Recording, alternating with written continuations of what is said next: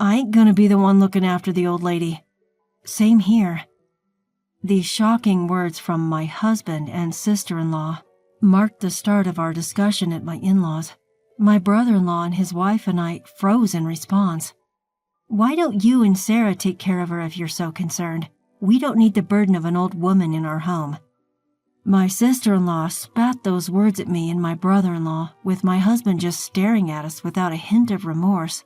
How could they cast aside their own parents who had raised and loved them so easily? I was flabbergasted, and for the first time in my life, I felt an intense anger. But my husband and sister-in-law were oblivious to a surprising truth about my mother-in-law. Sarah and her family will be taking care of me. Do you think $1 million will cover the car and my accessible living accommodations? What? We too were taken aback by this revelation about my mother-in-law. Simultaneously, my husband and sister-in-law were clueless that they had unwittingly dug their own grave. My name is Sarah. This year, I turn 40.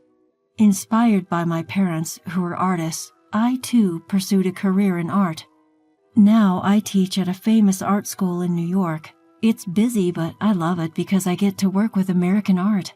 Through a family friend named Emily, I met and married her son Gavin when I was 26. We had our daughter Autumn the following year and our daughter Kate 3 years later. Now both my children are in middle school. I am living my passion for American art, inspired by my mother-in-law. I had hoped for a peaceful life with my family and my mother-in-law forever, but reality is not always kind.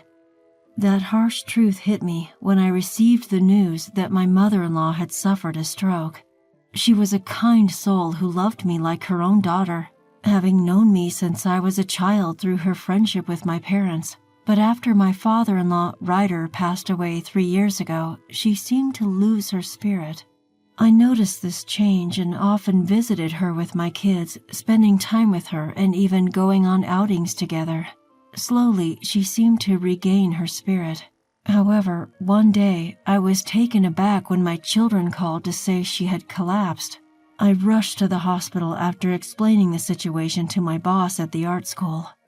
Upon arriving, I saw my husband, sister-in-law, and my kids having a heated discussion.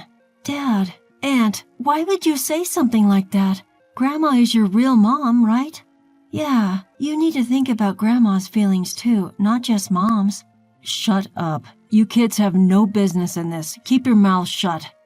Seeing my husband shouting at our children in the hospital and my sister-in-law glaring at them, seeing that they were not calm, I rushed over to them and interrupted their conversation. "What's going on here? Calm down. Can someone explain to me what happened?" Struggling for breath as I tried to soothe my bickering husband and children, my husband and sister-in-law both let out exasperated sighs, wearing annoyed expressions. "You're slow, Sarah. Deal with these kids, will you? They've been going on and on about wanting to see their grandmother, and it's getting on our nerves." "We have to be somewhere, so handle the rest, okay?" Just like that, they dumped the situation on me and left the scene. My husband often treats our kids and me differently. He doesn't seem to care about us. This happens all the time.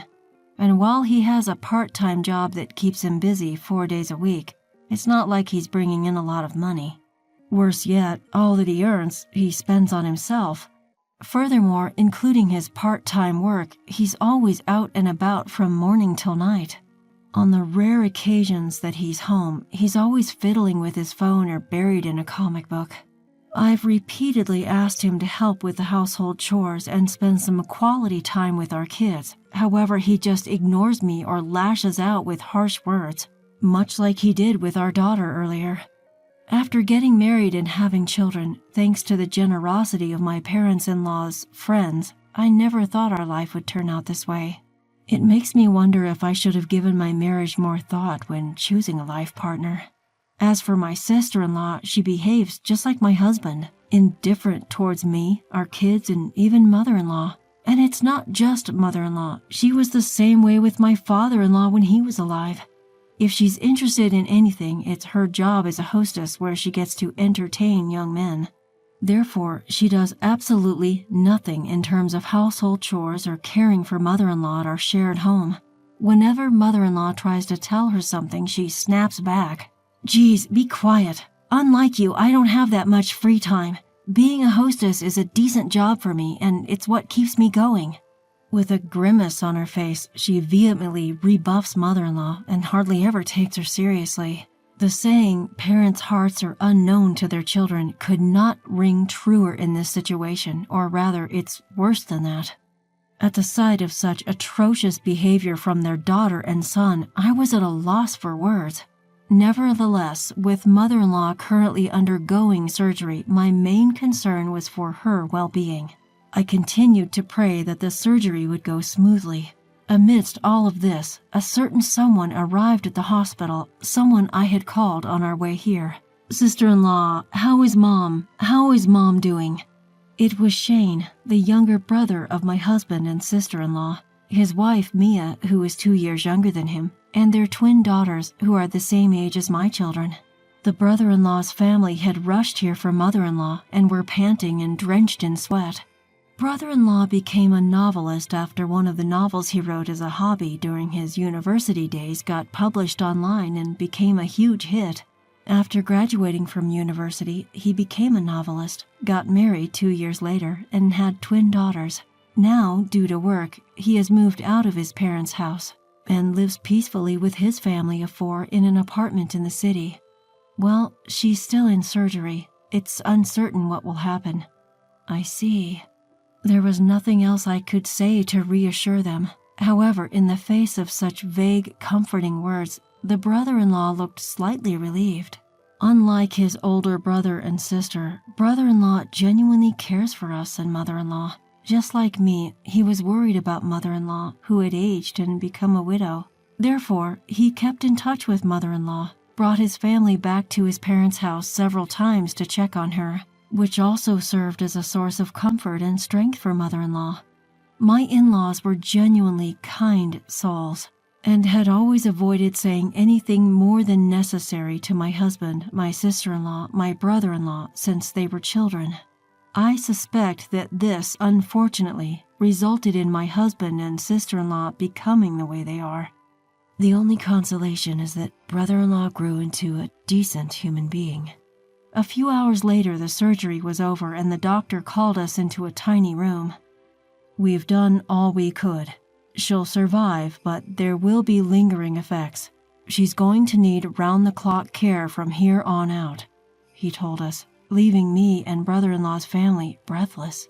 It would be wonderful if mother-in-law could be healthy again.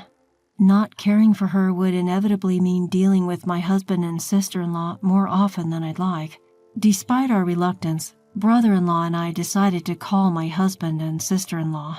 They seemed bothered by the situation, but after a thorough explanation and persuasion from us, they finally agreed to talk about it. We had a meeting at my in-laws' house while mother-in-law was still hospitalized, and both my husband and sister-in-law attended. As soon as we started the meeting, my husband and sister-in-law began complaining, saying they weren't interested in caring for mother-in-law. "I ain't taking care of that old hag." "Same here." "What?" At those appalling words from my husband, both me and my brother-in-law's family froze. "Brother, sister, don't joke at a time like this. If you won't look after her, what's going to happen to Mom?" "Why should we care? You and Sarah can take care of her," she dismissively uttered, fiddling with her beautifully manicured nails. My husband, too, gave a nod, an expression of boredom etched on his face. "Then we should consider placing mother-in-law in a nursing home." "What nonsense. You're suggesting we use our money for that old woman?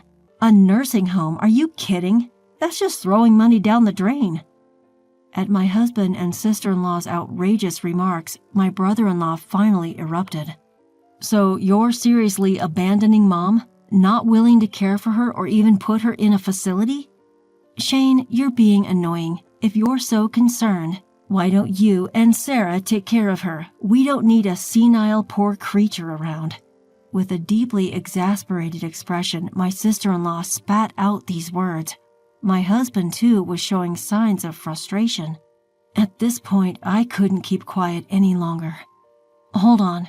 What's the meaning of this? She's your mother, and Gavin's and Shane's, right? As if we care. Just because she's our mom, why do you assume we have to take care of her? Shane is her son too, so you and Shane can take care of her. Sarah, you don't have formal qualifications, but you've been caring for Mom almost every day, right? So looking after her should be a piece of cake for you, right? With that, my sister-in-law smirked in the most disgusting way, and I no longer had the energy to argue.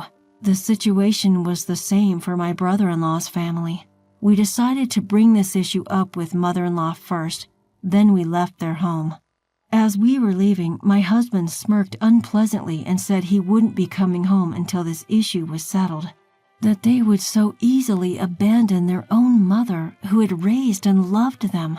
I was in disbelief, and for the first time in my life, I felt a deep anger.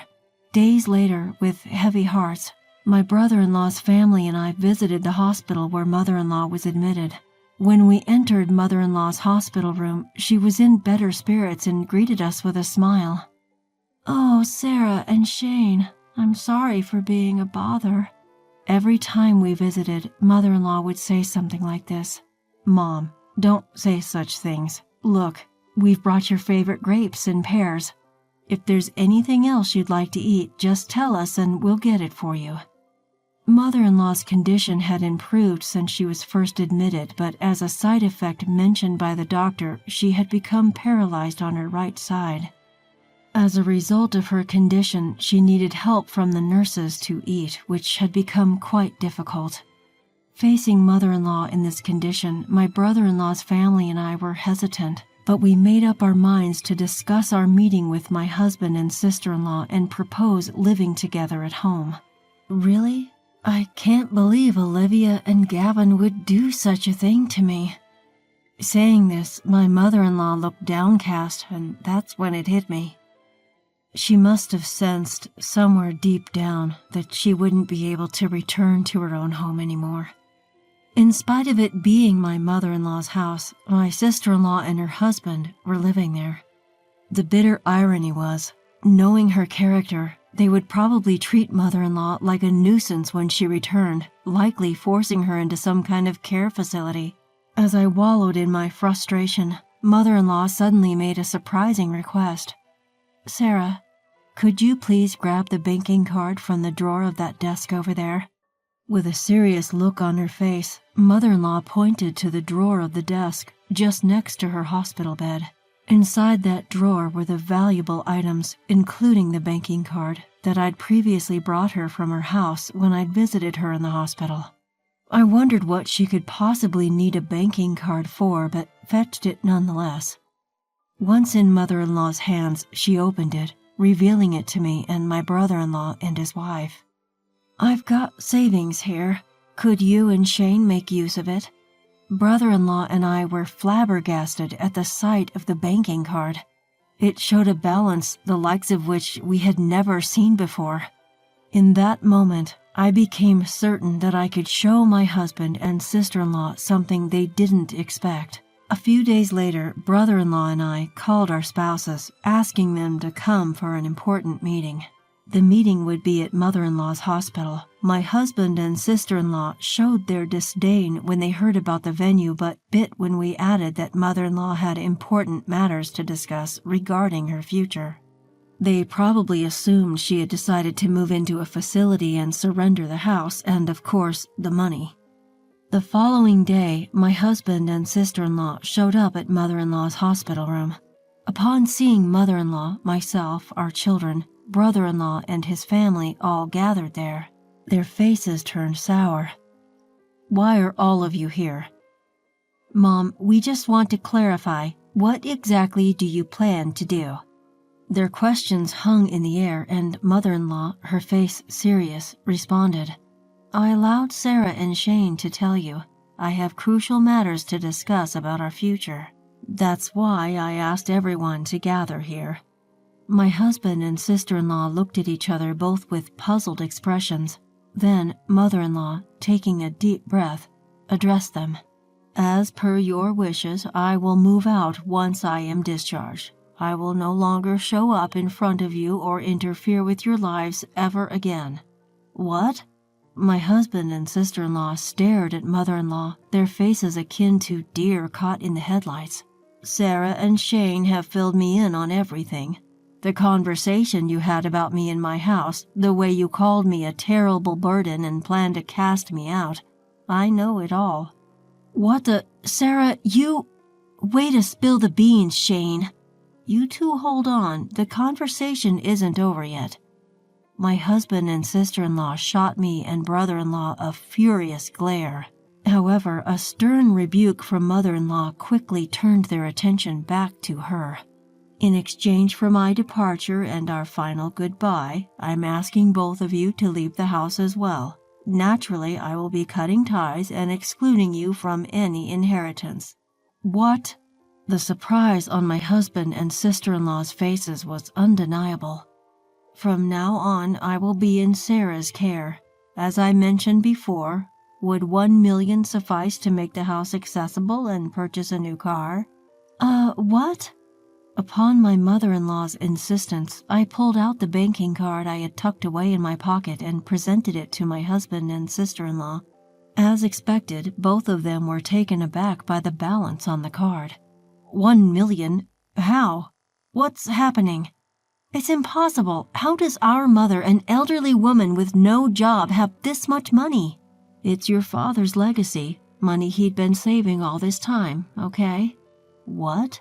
While my husband and sister-in-law looked even more confused, my mother-in-law started repeating the story she had shared with us a few days ago. According to her, my father-in-law was actually a wealthy man. When he passed away 2 years ago, she inherited his fortune of $1 million. My husband, sister-in-law, and even brother-in-law had been kept in the dark. The reason?